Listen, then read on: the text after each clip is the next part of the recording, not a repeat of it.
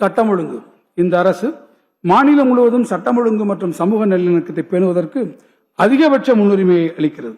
இதன் விளைவாக இந்தியாவின் மிகவும் அமைதியான மாநிலங்களில் ஒன்றாக தமிழ்நாடு தொடர்ந்து திகழ்ந்து வருகிறது.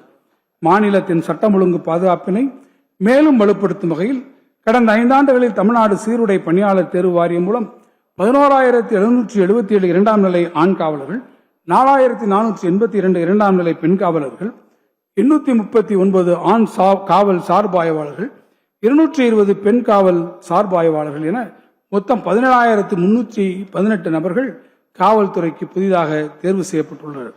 கடந்த 5 ஆண்டுகளில் மட்டும் 2 புதிய காவல் ஆணையரகங்கள், 3 புதிய காவல் மாவட்டங்கள், 6 புதிய காவல் உட்கோட்டங்கள் மற்றும் 81 புதிய காவல் நிலையங்கள் உருவாக்கப்பட்டு செயல்பட்டு வருகின்றன. மேலும் தீவிரவாத தடுப்பு குழு சென்னை, கோயம்புத்தூர் மற்றும் மதுரையில் புதிதாக ஏற்படுத்தப்பட்டு செயல்பட்டு வருகின்றன. மேலும் சுற்றுக்காவல், போக்குவரத்து மேலாண்மை மற்றும் இதர காவல் பணிகளுக்காக கடந்த 5 ஆண்டுகளில் 4063 வாகனங்கள், 259 கோடி ரூபாய் செலவில் காவல்துறை பயன்பாட்டிற்காக கொள்முதல் செய்யப்பட்டுள்ளது. சமூகத்தின் பொருளாதார ரீதியாக பலவீனமான மற்றும் பாதிக்கப்படக்கூடிய மக்களை பணக்கடன் வழங்கும் நிதி நிறுவனங்களின் வற்புறுத்த நடவடிக்கையிலிருந்து பாதுகாக்க தமிழ்நாடு பணக்கடன் வழங்கும் நிதி நிறுவனங்கள் வற்புறுத்த நடவடிக்கைகளை தடுக்கும் சட்டம் 2025 இயற்றப்பட்டு இதற்கான விதிகளும் உருவாக்கப்பட்டுள்ளன. பொருளாதார குற்றங்களை 1982 ஆண்டு தமிழ்நாடு தடுப்பு காவல் சட்டத்தின் கீழ் கொண்டுவர 2025 ஆண்டு உரிய சட்ட திருத்தங்கள் மேற்கொள்ளப்பட்டுள்ளன.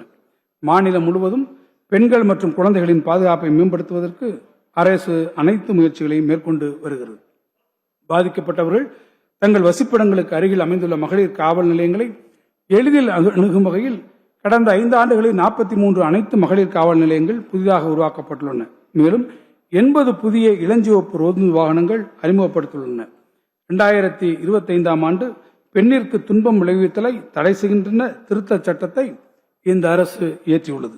இச்சட்டத்தின்படி பெண்களுக்கு எதிரான பாலியல் வன்கொடுமை மற்றும் துன்புறுத்தல் குற்றங்களுக்கான தண்டனைகள் அதிகரிக்கப்பட்டுள்ளன. பாதிக்கப்பட்ட பெண் நிர்வாக நடுவர் மூலம் குற்றவாளிகளிடமிருந்து உடனடி பாதுகாப்பை பெறவும் குற்றவாளி தொடர்பு கொள்வதை தடை செய்யவும் இச்சட்டம் வகை செய்கிறது. இச்சட்டம் இயற்றப்பட்டதன் மூலம் பெண்களின் பாதுகாப்பை உறுதி செய்யும் வகையில் 453 பாதுகாப்பு ஆணைகள் பிறப்பிக்கப்பட்டுள்ளன. பெண்களின் பாதுகாப்பிற்கான கண்காணிப்பை மேலும் மேம்படுத்த சென்னை, தாம்பரம், ஆவடி, மதுரை மற்றும் திருச்சிராப்பள்ளி ஆகிய 5 நகரங்களுக்கு விரிவான CCTV கண்காணிப்பு திட்டங்களுக்கு மொத்தம் 75 கோடி ரூபாய் ஒப்பளிப்பு செய்யப்பட்டுள்ளது. கல்லூரிகளில் படிக்கும் மாணவிகளுக்கு வழிகாட்டுதல் மற்றும் பாதுகாப்பு குறித்து விழிப்புணர்வை வழங்குவதற்காக சிறப்பு திட்டம் ஒன்று செயல்படுத்தப்பட்டுள்ளது. பெண்கள் மற்றும் குழந்தைகளுக்கு எதிரான குற்றத்தடுப்பு பிரிவின் கூடுதல் காவல் கண்காணிப்பாளர் தலைமையில் ஒவ்வொரு மாவட்டத்திலும் சிறப்பு பணிக்குழு உருவாக்கப்பட்டுள்ளது.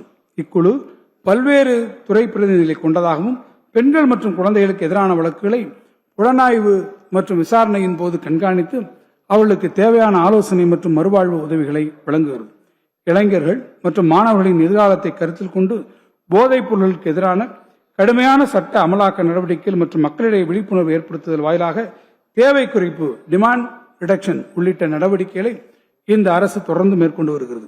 முழுவதும் கடந்த 5 ஆண்டுகளில் போதைப் பொருட்களுக்கு எதிராக 5.17 லட்சம் விழிப்புணர்வு நிகழ்ச்சிகள் நடத்தப்பட்டுள்ளன. போதைப் பொருள் ஒழிப்பு மற்றும் அதன் விழிப்புணர்விற்காக பல்வேறு துறைகளின் செயல்பாடுகளை ஒருங்கிணைத்து செயல்படுத்த போதைப் பொருள்கள் இல்லாத தமிழ்நாடு என்ற இயக்கத்திற்கு ஒரு இயக்க மேலாண்மை அலகு உருவாக்கப்பட்டு செயல்பட்டு வருகிறது.